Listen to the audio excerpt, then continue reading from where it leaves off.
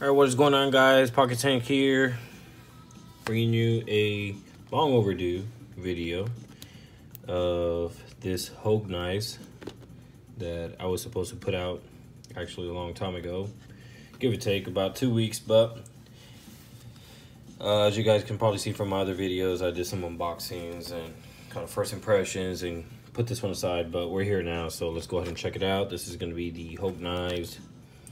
Alright, Ritter RSK MK1-G2. Alright, this is going to be a drop point black finish with the able lock, not the access lock, because access lock, that is all bench made. This is the able lock. So I had opened it. I'm just going to go ahead and show you what you get when you get this one, in this model in particular. This is going to be a limited run of 120 only made. They're not numbered, but Hogue only made 120 of these. So Hogue sticker, get that out of the way, and your Hogue important information about your Hogue knife, customer satisfaction, care and maintenance card. Alright, so you're gonna get it in this pouch here. Very nice pouch with YKK zippers, heavy duty. Okay, this is gray in color stitching, and inside you're gonna get your knife. All right, let's go ahead and check it out. Just so you guys know, this is very, very, very soft inside, so it'll keep it protected very good. Go ahead and take this out. All right, let you guys take a close look up on this one. All right, again, this is the RSK. I'm gonna say Mark. I know it's MK, but Mark 1-G2 with the G10 scales. Again, they only made 120 of this model with the black DLC coated blade. Okay. And it's an M390, the original one that you can also get at Knife Works, I believe, only from Knife Works, is 20 CV. Okay, this is going to be Boulder M390. And right off the bat, guys, this action on this one is very, very, very smooth. Ridiculous smooth. So not too sure if the original one with the I think it's stonewash blade is the same. I can't speak for that one because I don't have it. So came off the factory here. As you guys can see, it's dead centered. Gonna have some titanium, I believe they're titanium barrel spaces there in the back. Very nice jimping here in the rear of the scales. We'll get to that in a second. Some jimping here as well, and you're gonna have stainless steel liners inside. And I'll let you guys take a look at the able lock. Very nice machining in there. All right, so all the screws are gonna be Torx, and if I'm not mistaken, they're gonna be TA with the exception of the thumb stud, which looks and appears to be a T6. Excuse me. You're gonna have your stainless steel, the coated blade, black blade, sorry, not blade, pocket clip, with your DR Hogue branding there, which I do not mind. It's not too much, it's not exaggerated. So pocket clip here, as you guys can see, the screws are not recessed, so you're gonna have some screws sticking out there. Might snag on the jeans, the slacks, on the shorts, whatever you're wearing. It is somewhat deep carry, so kind of stops right there. So probably just about right there is what's gonna show at the knife when you have it in the pocket. Not much, and it's right there where the lanyard hole is at, if you prefer a lanyard hole or not, or put a lanyard on it. That's all personal preference. Let you guys take a look at this blade here.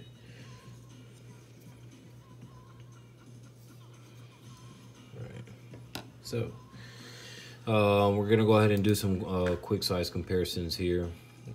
But before we get into it, you're gonna be looking at at approximately 3.4 inches of blade length and approximately 0.15 inches in thickness. And this is coming at approximately 6162 at the HRC or Rockwell. So again, G10 composite scales. You're looking at a 4.7 inch closed length, and with an open length you're looking at approximately 8.1 inches with a weight with the clip 4.5 ounces or 127 grams. And the liners are going to be, like I said, 410 stainless steel, and these are running on phosphor bronze washers, not ceramic bearings. So, and we already said it's using Torx screws there. Quick size comparison here. All right, this is going to be the Cold Steel American Lawman. All right, and you're going to have a more cutting edge there on the Hogue Doug Ritter. Overall length, they appear to be exactly the same. So the American Lawman is actually substantially thinner. As you guys can see, the Hogue is more beefy. So that's a deal breaker or not for some people, carrying it in the pocket, but it is what it is. I do not have a Grottillion, so we're gonna go ahead and do this with the 940-1 with the Doug Ritter here coming in overall length a little bit, I'd say half an inch longer, but cutting edge. All right, I mean, you're gonna have more of a belly here, but overall it's somewhat the same, so, or within the same vicinity. All right, but you do have a belly here, so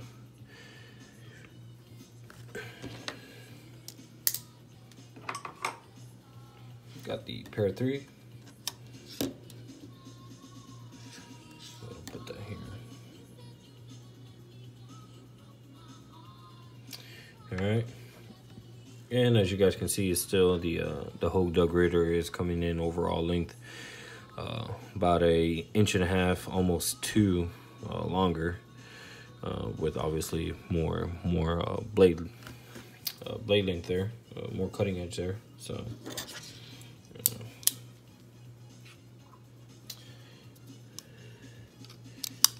this is Rex 45. I know somebody was asking me about.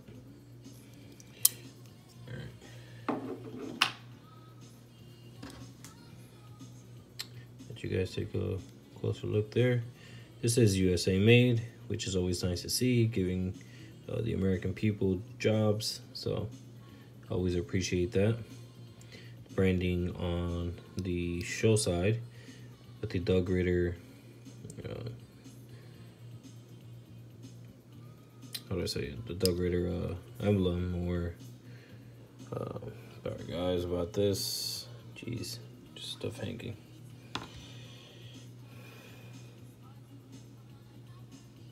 All right. With the branding, not too much or not too big. It's fairly nice. With the Hogue branding on the other side is actually more minimalist, and it's smaller, so that's nice as well. And I believe you take this out the same way that you take out any other Benchmade, if I'm not mistaken. The only thing I'd probably like change here aesthetically is probably this thumb stud to be black, but I'm just nitpicking there. There's nothing wrong with this. It works completely perfect. It's just a matter of color, but since we're doing all black, probably would have been nice to just do some black thumb studs there, but it is what it is. All right, so impressions on this, I really like it. Action is very smooth, and the lockup,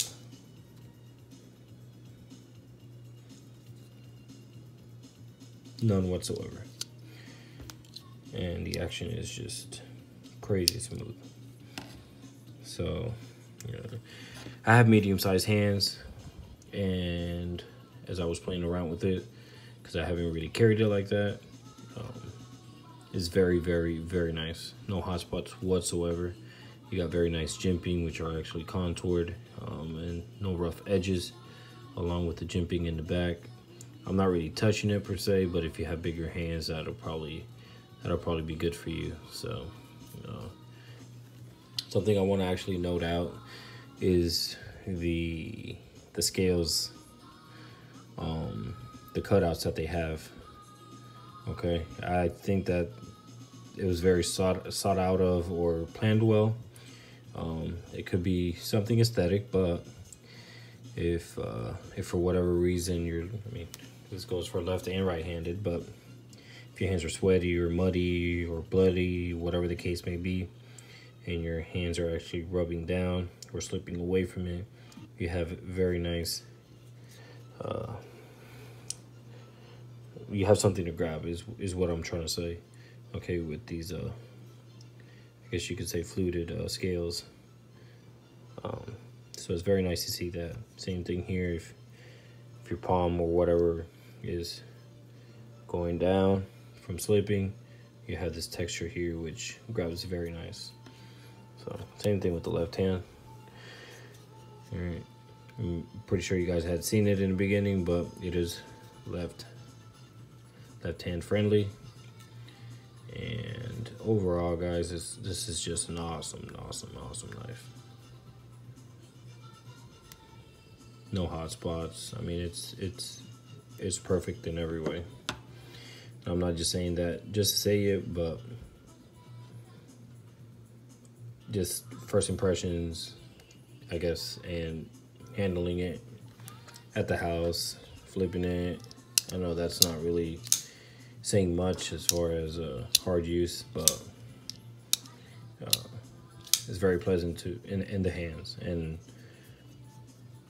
I mean, Hogue, as you guys probably know, they have a history with firearm grips or whatnot. So it's very nice that they actually thought about the scales there. So and they obviously know what they're doing. So again, they only made 120 of these, and they're currently out of stock. I don't believe they're discontinued. There's just not any in stock. But the other regular model is, I believe, still in stock, and you could only get this at KnifeWorks. So I'll leave a link for KnifeWorks on the description, but again, this one in particular, this black DLC coated one, is not available anymore. You could only get the Stonewash, I believe. It is a Stonewash blade. It's the only one that you could get at this moment. And I believe it's at a steal price. I think it's at 150 or 160, around there. But for 20 CV and for Doug Ritter design, which is kind of legendary, and kind of based on the same design as a Griptilian, I think it's a steal for the price, for especially the blade material. So if you guys are in the market and kind of doubting whether to pull the plug on this one or not, I mean, I'd say go ahead and do it. I think they're still in stock at KnifeWorks, but they probably won't be for much. So if you have the money, all right, if I were you, I'd probably just get it, and not think twice about it, because honestly, you won't be disappointed. Again, medium-sized hands on me, so ergonomics are good to go, A+. So if I missed anything, guys, just go ahead and leave it on the comment section. If you're first time tuning in, welcome to my channel. I do knife reviews. I do EDCs. I mean, I haven't put out any EDC per se stuff, but I'll be doing more of those down the line. But thank you to all my subscribers. If I missed anything, go ahead and leave it down in the comments. Let me know what you guys think about this knife. If you have it, not just this one in particular, this limited run one, but if you have one, or if you have a Benchmade one, which are kind of hard to come by, and you could get it for a stupid, ridiculous price, which I don't reckon anybody paying on on the secondary market, like eBay and stuff. Some people on forums be selling it for a crazy amount of price, but it is what it is. This will function the same, if not better, than the regular Benchmade Doug Ritter collaboration. So you guys take care, and I will see you on the next one. Bye.